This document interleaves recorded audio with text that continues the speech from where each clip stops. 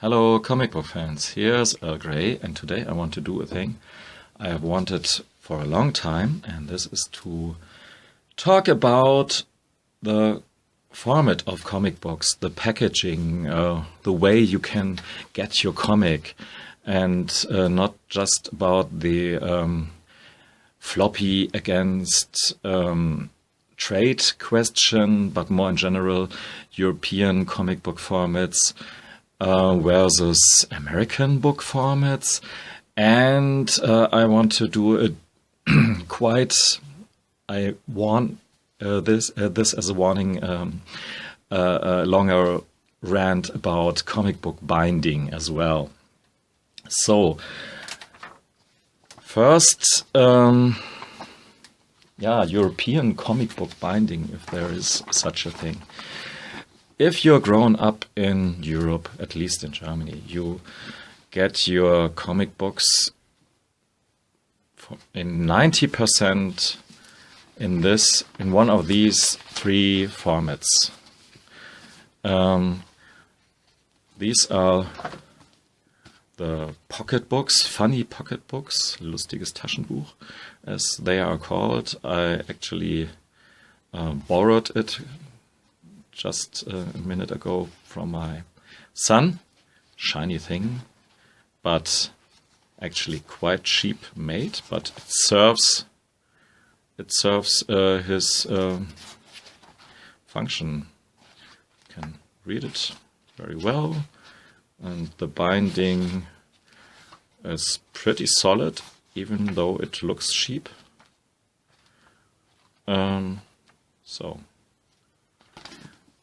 And I dare to say that 60%, this is exactly, of the comic books in Germany are exactly these lustige Taschenbücher, funny pocket books.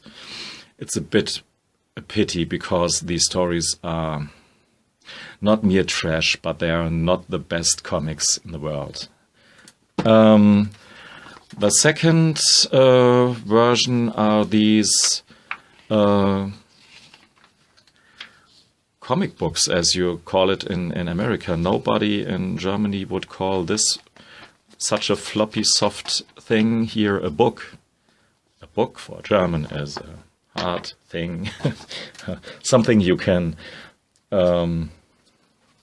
lay under a table so that it doesn't skew anymore or something like this.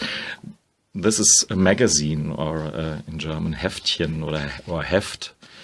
So I was, and actually being a comic reader for a long time, I was a bit confused at first when I watched these YouTube videos and all the people talking about comic books, and I was irritated because I didn't saw any comic books. I saw just magazines, but that's just aside. In the meantime, I get it. What's the meaning of a comic book? So that's the second format. Yeah, it's more like a journal magazine or something like this. Compared to your usual American size, they're a bit bigger than all the Mickey Mouse magazines, and so they are in this format or a bit smaller format. But it's very functional, this format. You get what you want. And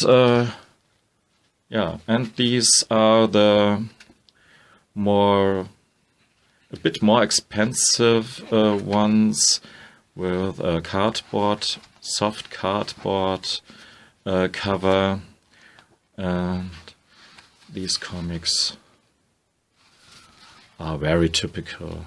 All your Asterix, Lucky Luke, and whatever you read here in Germany or in Europe, they come in this format. And it's no big deal to fold it here in the front. Actually, this is what you have to do. You have to fold it here and there, and I'm always amazed if I see that somebody doesn't use this fold in this regard, because what you get then is that the whole stuff in front falls a bit more on the corner, and then the pages can start to get loose and get lost. And this is the same I do with my trade paperbacks. I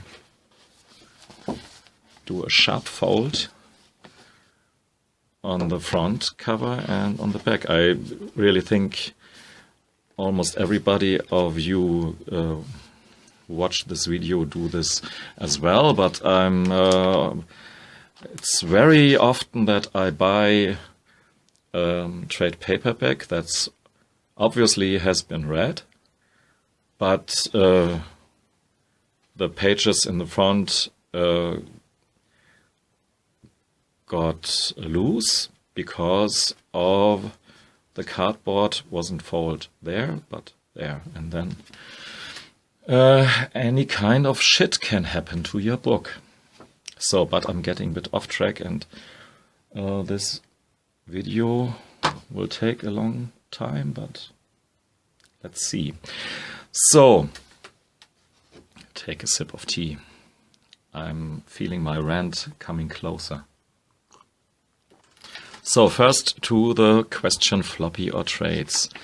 First and foremost, this question or this decision is nothing that you really can make in Germany, because to buy your comics in floppies regularly is something you can almost do if you're nearby a big city with a good comic shop.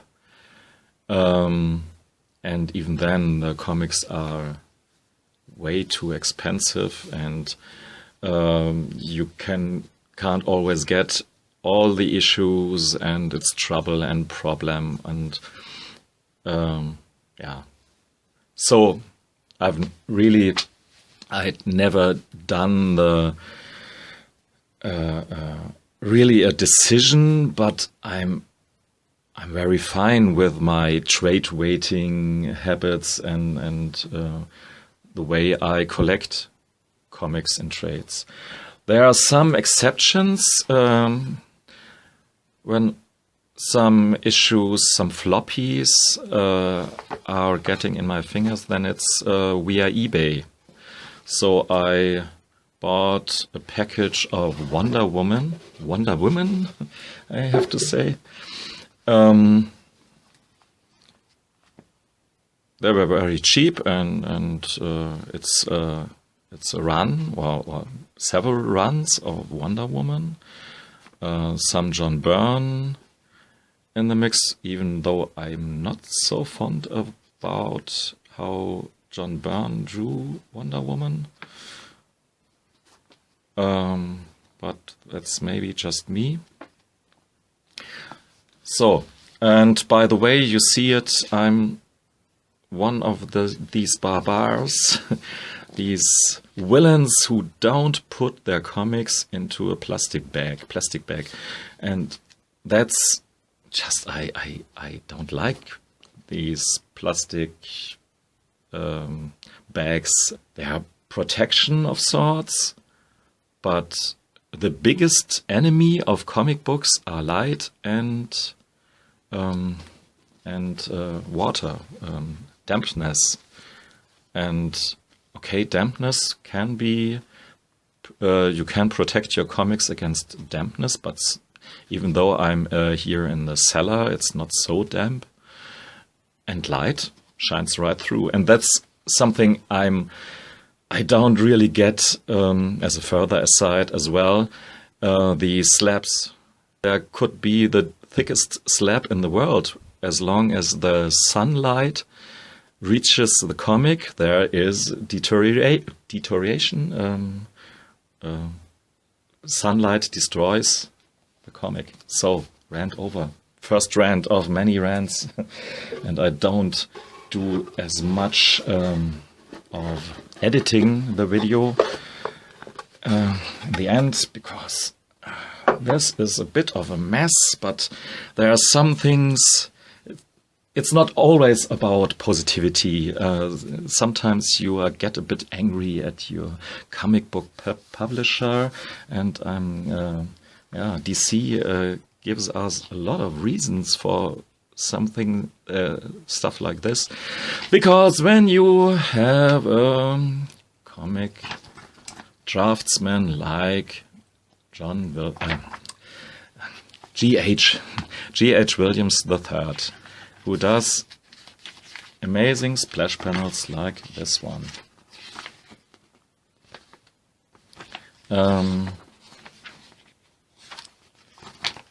First and foremost, you don't put ads into your comic book. People, that's crying. So, okay, you have such beautiful panels. And after that, you want to collect them in a trade. Yeah.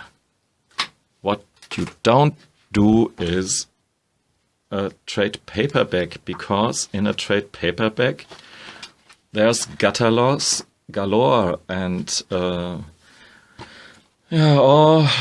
the beautiful double page splash goodness of G.H. Williams gets sucked in, and it's a pain in the ass, even though I know trade paperback means exactly that, gutter loss.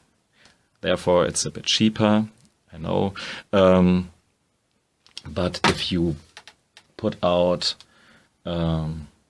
hardback book, and this is for the avid comic book reader who is puts out a bit more of money for his comic book, and then you have glued binding like in many of DC books here, and it's painful to see this. And they're doing this, obviously, please correct me if I'm wrong, with the recent Sandman Overture Deluxe version. And I suffered such a lot with this book here, even though it's beautiful.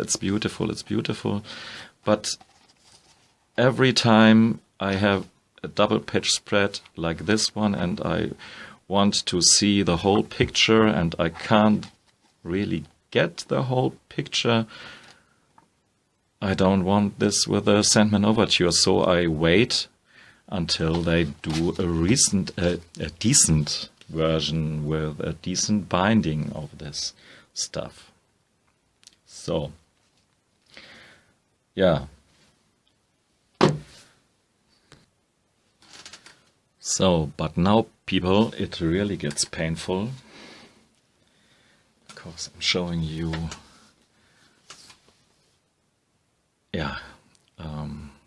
really ugly things.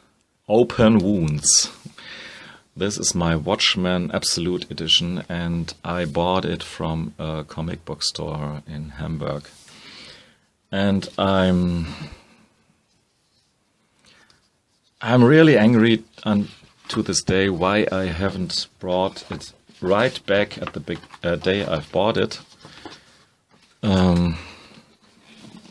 But I haven't had so many Absolute Editions before, and I was so happy to have this story, this important story, in this, on the first glance, really nice, in this really nice format.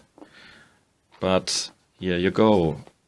On some pages you have this strange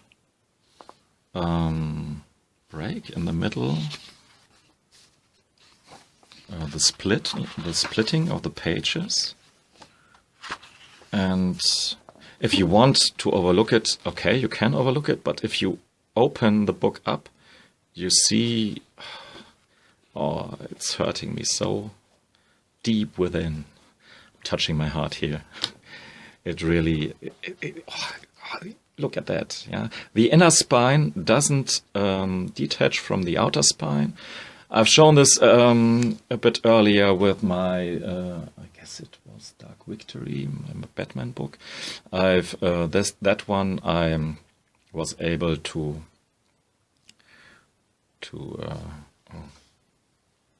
give it back and to get a new one, but the Watchmen book here, I think I have to keep this book. And yeah, you see the pages are loose yet, but it's the exact opposite of a decent binding and of a solid binding. And on some pages, I don't know, you really see the gap here, the gap between the pages in the middle. Yeah. Maybe somebody among you don't understand me, why it hurts me so much, but I really don't like it. Even though it's actually a soon binding, and it's thought to be a good soon binding, and the pages are lying pretty flat. So, my Sandman Absolute editions, I have 5. 4 of them are still in fantastic shape, but for whatever reason, Volume 2 has a bit of the same thing going on like in the Watchmen. It's not so bad as in the Watchmen Absolute, but it don't look so nice. Yeah. Here the pages are beginning to detach from the inner spine, and yeah, for such a very expensive book and important book, and in all other terms beautiful book, it's a bit of a shame. But I don't want to judge DC alone. Even a fantastic book like The Sixth Gun, these big, very recommendable volumes here, are not soon binding, or a peculiar mix of soon and glued binding, where the inner spine doesn't goes up where if you open the book. And for some of the double page panels, it could have been made better, and all the pages would have stay more flat. So it's not as flat as it could be. So just reminding that even books from other publishers don't do the best of all things, even though this book here and the story and all that is comic as its best, but that's not the topic here. I want to rant, and I want to get really angry, and the League of Extraordinary Gentlemen, the Omnibus edition, is crap, to be honest with you. This is the mix of glued binding, and maybe it's soon in the middle, but I don't care, and it just don't stay flat, and it's really a pity, because the best part, you see the story gets eaten in the middle, and there are the best panels on this the best panels in the story. The best panels in the story here are double page spreads, but as always, when you want to show something, you just can't find it. See this one here.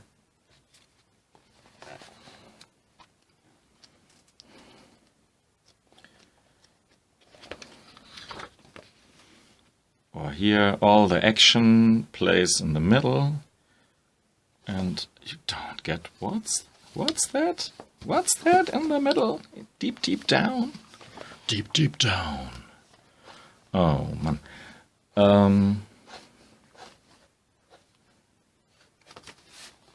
Oh, look at this panel. It aches. And really, with every double page done in this fashion,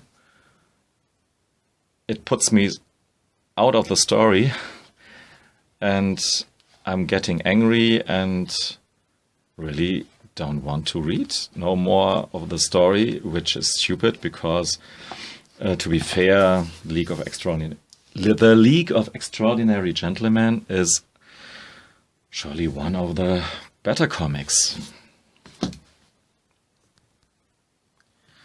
So, I'm no bookbinder, or I don't have any book expertise at all, but I really think that bookbinding is no rocket science at all. So, to prove that point, I have here a very old trade, you would say today. It's from 1903 and 1904. Collects a run of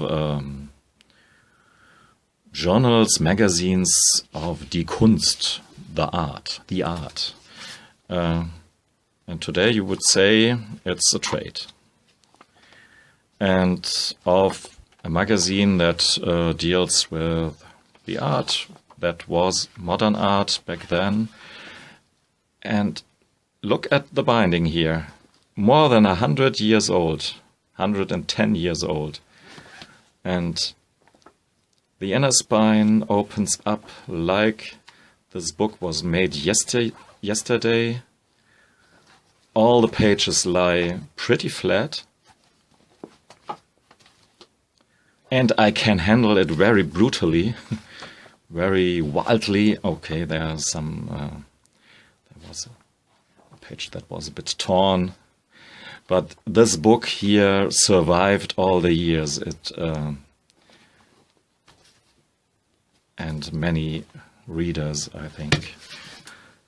Here's another book, a recent comic book, not very interesting story-wise, or it's a bit pretentious crap, to be honest. But look like this book is made. It stays perfectly open, almost flat. Yeah? Totally flat. And here you can see the binding. They didn't put a sleeve around it, don't wrap it. You see the book binding in itself, and that's pretty interesting. That's pretty neat, and the art in itself here is quite interesting as well, but it's no comic. It's a comic from people who don't understand what a comic is. But that's my pretentiousness and don't know. So, last example of a comic, of a book that makes me wonder why comic books are often so weakly made, so unsatisfying in the way they are made. This is an art catalogue for an exhibition of Sam Francis. You may know him, or you may know him. He does these abstract expressionistic paintings, but that's not what I want to show you, because the binding is very simple, and here it loosens up the outer spine, and that's not very good. But the exhibition was from, must be almost 20 years ago or something, and the book really still looks really good, and I quite can really manhandle it, be a bit not so cautious And I can tell you, I've often flipped through this book. It's not that I've bought it and put it on my shelf. And it's perfectly flat, and nothing gets ripped or torn or don't know what. Yeah. Okay. On the bottom line, it seems that it is possible to do decent bindings for big books like that. So DC, why it's such a big problem? To prove next time that DC can do much better with the Golden Age Omnibus, which has, that much can be said, a decent binding. And this makes me happy. Thanks for listening and watching. Goodbye.